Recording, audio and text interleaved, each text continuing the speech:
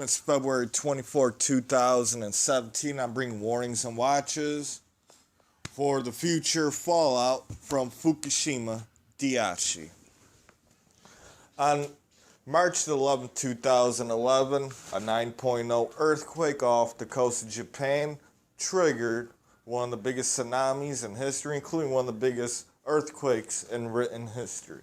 The tsunamis came in towards, hit Fukishima Daiichi and the cities within after Fukushima, killing over 100,000 people.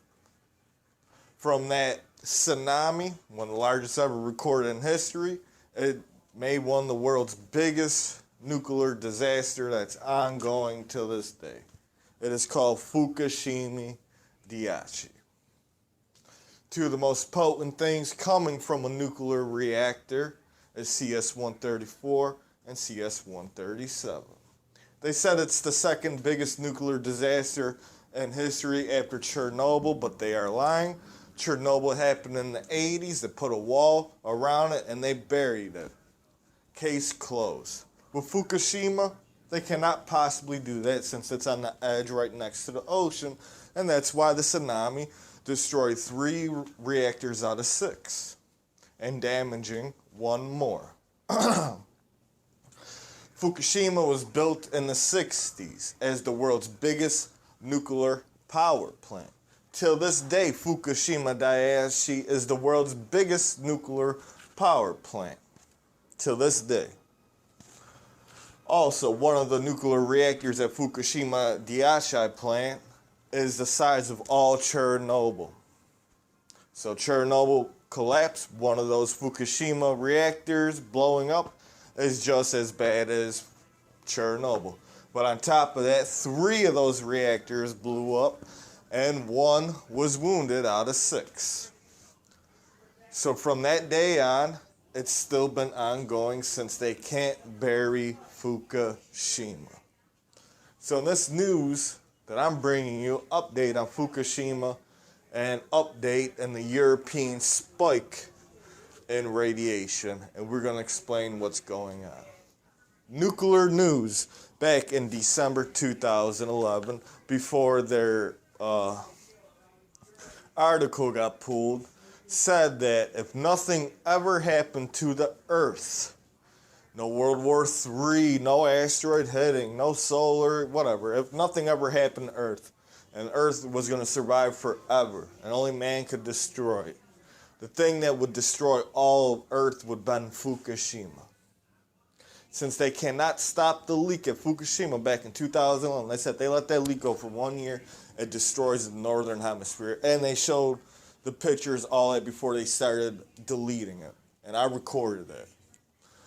Also, they said if they couldn't stop the leak by the year 2021, the whole world, just a leak, the whole world will be in a nuclear fallout, including the southern hemisphere, by the year 2050. Right now, on this day, February 24, 2017, they still have not stopped the leaking or fixing the nuclear rods in the nuclear reactors at Fukushima. And it's not fun. What is crazy is CS-137. CS-134 is just as powerful, but has a life expands of 2.5 years. CS-137 is the most potent of all nuclear stuff that's coming out that could go around the world. And that's what's affecting the whole northern hemisphere as we speak right now. So what happens? CS-137 is let loose, and is let loose every single day. It goes to the top of the atmosphere. It takes 5 years to come back down, and it creates sulfide dioxide, acid rain, acid ocean. So let's start off with this SO2 so high that you can go see it on nullskull.net. And we're just looking at the northern hemisphere. Only little parts of the southern hemisphere starting getting affected from Fukushima. So you're going to see the winds, the highs, and the lows. Most of the time when there ain't a high off the top of Japan, Fukushima leaks it out. It gets carried to Alaska through the jet stream. You can follow this. This is our jet stream. Any day you can see the jet stream just from this. You can see it goes all the way up to Alaska by Anchorage, cut through, down through central, basically Canada, through the Great Lakes. So all the Great Lakes, the Midwest, the East Coast, and you can see how in the north and the south is starting, but you can see that line all the way down off the East Coast by Pennsylvania and New Jersey. Then it's brought all the way up to Europe. And this is where we're going to stop at for a second. All right, Europe in the past couple days has a high spike in iodine in Europe. And we're going to get to that article right now, but you can see around Europe, you got sulfide dioxide, including down here in Africa. Okay, folks? It just depends on where the jet stream is for that day. From Europe, it is carried to Russia, back down through China, India, Indonesia. Okay, folks? And it's all because of Fukushima. It's from pollution too, sulfur dioxide. But the reason we're seeing it at such high levels is because of Fukushima. It's still leaking to this day. With Chernobyl, like I said, they put a box around it and buried it. They buried it underground. And they said 20 years before people move back, I would never move back.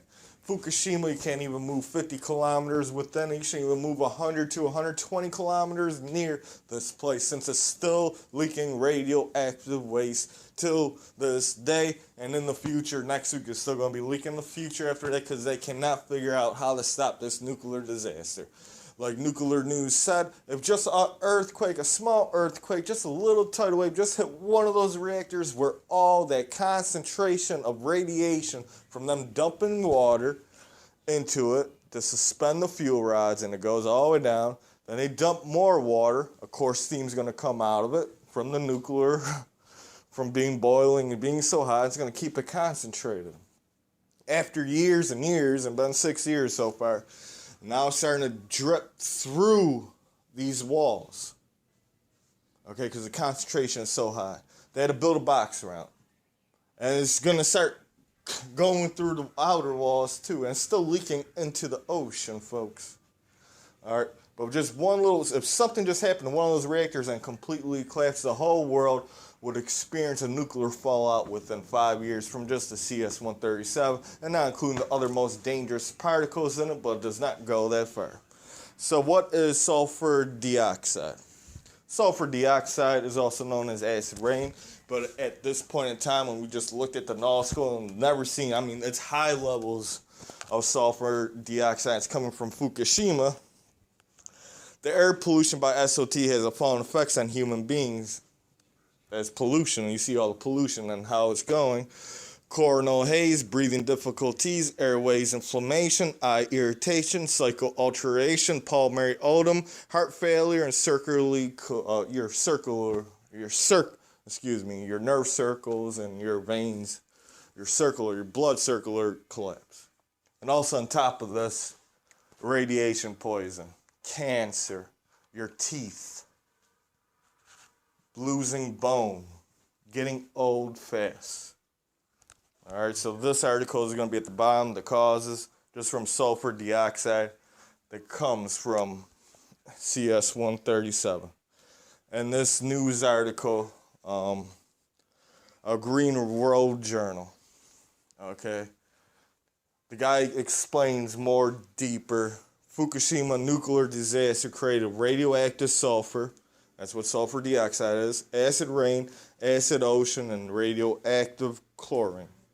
And it's already reached the U.S., and it's already the whole northern hemisphere. That's why I'm reporting it today on February 24, 2017. It takes 5 years to come back down. Okay, folks? Also from this, what we're seeing is the dying of reeds all over the world. All right, chlorine from Fukushima is killing the water. Radioactive chlorines. We're seeing mass animal death in oceans, dolphins, whales laying up. We're seeing crazy. One reason, we're also in the middle of lining up with the Arctic, so in the middle of a weather war. Sounds crazy, but we got two other. FEMA is a culprit too in this. Okay, in this article, it talks about the food. All right, no one on this earth should be eating any kind of food from the Pacific Ocean right now. Okay, so if you go to the grocery store and you buy fish or anything from the Pacific Ocean, any kind of sea creature, any kind of meat, anything from the Pacific Ocean, make sure you read the label before you buy that fish. Before you buy any kind of tomatoes or strawberries from Japan. Okay? And make sure when you read those labels, you buy nothing from the Gulf of Mexico too. Remember those and how they had a news blackout and how they put all that stuff on top of the Gulf of Mexico and you from the Pacific Ocean. Let's move on.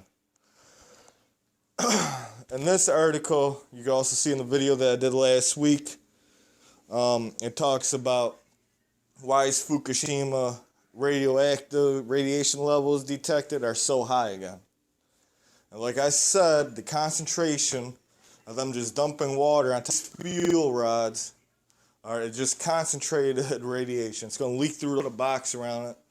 Instead of burying it, they got to keep it open because they can't go right into the ocean completely and blow up and destroy the whole world.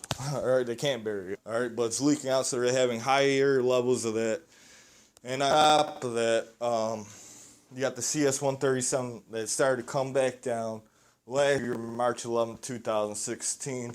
And it's just going to keep on going and going and going, folks, because they ain't never going to stop leaking until they fix that problem. And they're trying to figure out a way. Now, there's been an explosion back around February 8th, February 9th. Remember in France? This article is going to be at the bottom. They said no radiation was detected. It could be a lie. It could be true. Okay. The links are going to be at the bottom. Just hurries up to load up. It's at the Straits Times. Explosion at French nuclear plant, no radiation risk. Going to be at the bottom. But all of a sudden, in this article, radiation surveillance detected iodine leak in Europe. Link's going to be at the bottom. So all of a sudden, the past couple of days, they detected high amounts of radiation iodine in Europe. U.S. Nuclear planes were sent in to sniff out to see if there's any nuclear developments. So they sent in U.S. sniffer planes deployed in Europe amid mystery spikes in radiation. So these planes could sniff out nuclear radiation. And like I said, there's only two culprits. They lied about the explosion in France, at one of those nuclear sites where they said Fukushima. No matter what, Fukushima is the culprit for the whole northern hemisphere, and until it's done and over with, folks. And no one knows when that is, but also this mystery spike in radiation could be from France. And then this article is DARPA. And it's talking about Washington, D.C. And it's not just in Washington, D.C., because this is just a test. This is www.darpa.military. This is what people would recall. This is our intelligence in the military. This is like our black ops. These are secret top projects that they expose to the press. What it is Defense Advanced Research Project Agency. And in Washington, D.C., they put Advanced Radioactive Threat Detection System. Completes first test in Washington, D.C. And there's a whole bunch around the city. You can see they're counting the Geigers. There's a Geiger calculator. The system's good if there's a nuclear missile attack around our cities. And the main purpose of this is for Fukushima. Because Fukushima is still going on to this day. Fukushima, like nuclear fallout of this world. Please like my video, subscribe. We're going to keep it up to date. This is the No Face Movement. Moving till next time. Facing off. I want everyone to be prepared to gas mask Geiger counters. This is the movement. Moving till next time. Facing off. And I'm trying to figure out how to stop this.